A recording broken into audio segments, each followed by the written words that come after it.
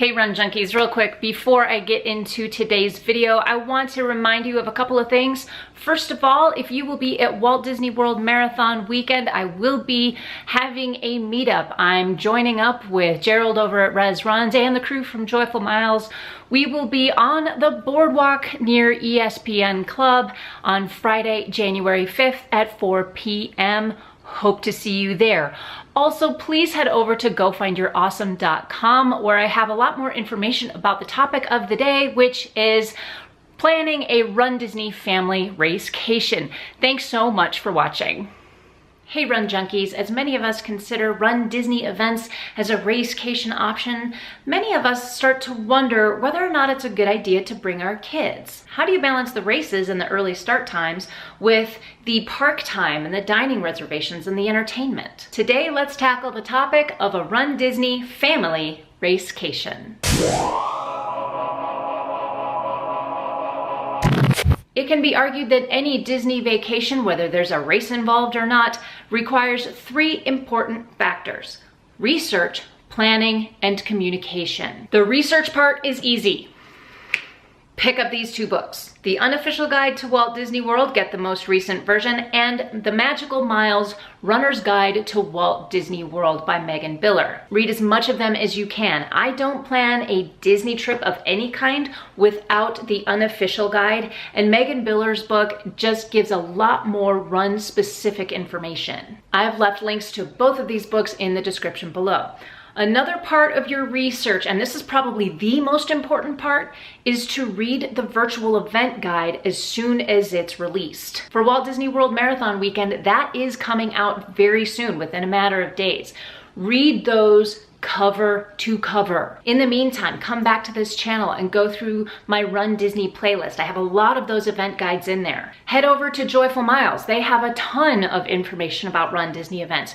Go to touringplans.com and their YouTube channels because they have a lot of up-to-date news and information about the Disney parks. Consume as much information as you can stand. Then begin the next phase, planning. The planning is where you start asking questions of your family members as well as yourself to determine what your needs are going to be during this trip. The runners in the group will likely have different considerations, like how much time are we spending on our feet, nutrition and hydration needs. Now, the non-runners in your group may not have that in the forefront of their mind. So if you communicate that to them ahead of time, you are going to save a lot of headaches. It's important to set the expectations in the planning phase of this trip before you even depart, so you're not having all of you a meltdown somewhere in the middle of Fantasyland. Now, let me be clear. Only you know your family well enough to determine whether or not a Run Disney family racecation is a good idea to begin with. The number, ages, and temperaments of your kids, as well as maybe some of your adult partners,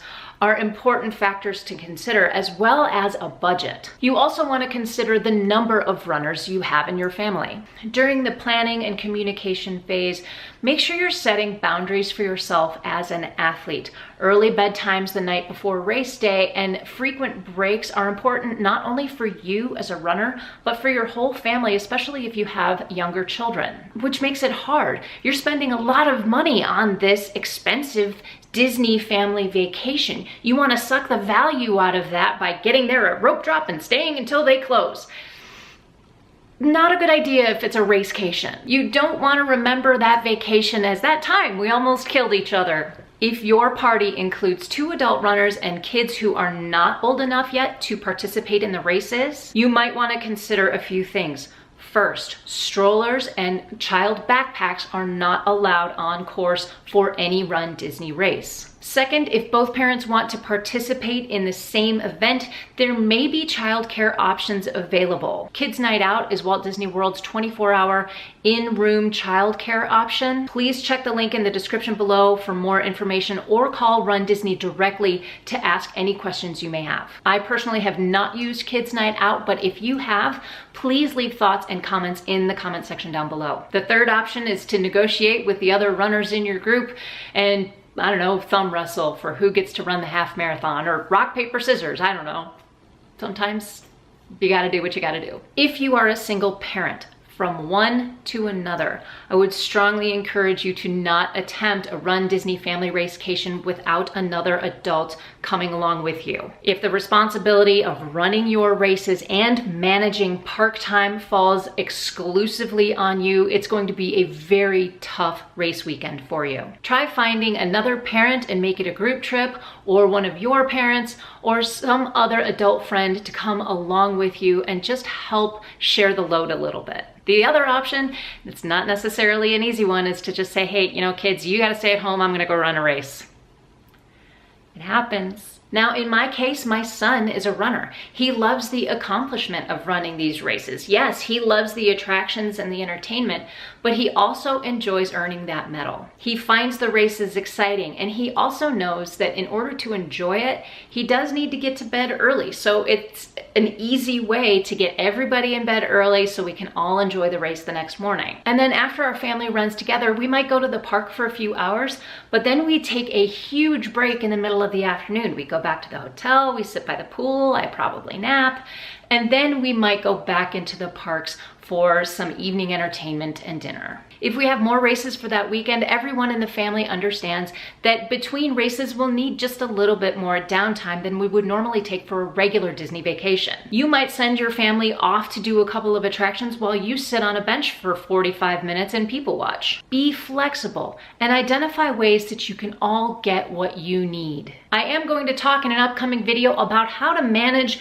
your race day park visits. How do you do that in between races without destroying yourself? That is coming up in a future video, so please subscribe and check back. The planning and communication pieces don't just end when you leave your front door and you get on a plane and head down to Orlando. In fact, if there is a fourth piece of advice I'd like to give, it's that for all members of your family to be flexible and adaptable for the entirety of your trip. You may decide after your second out of 3 races that you just need to spend the day at the hotel.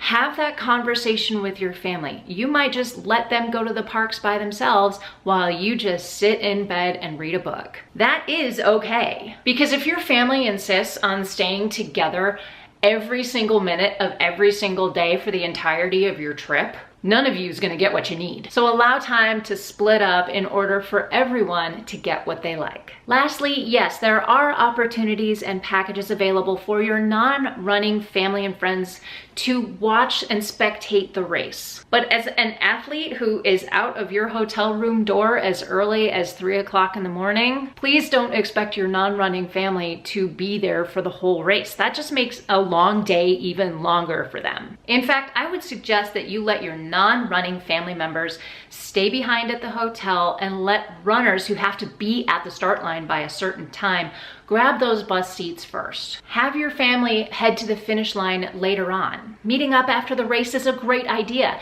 and your family can follow you through runner tracking. There's a family meetup area at the finish line where you can all get together and celebrate. Now, whether or not you want to deal with the spectator packages is up to you. Those are an extra cost, and you can find out more information on the Rundisney website. If you have kids who would like to participate in Rundisney's kids races or even the grown-up events, I have answered a lot of the frequently asked questions in this video right here. So my question for you today is this: have you ever done a Rundisney family racecation? And if so, how did that go?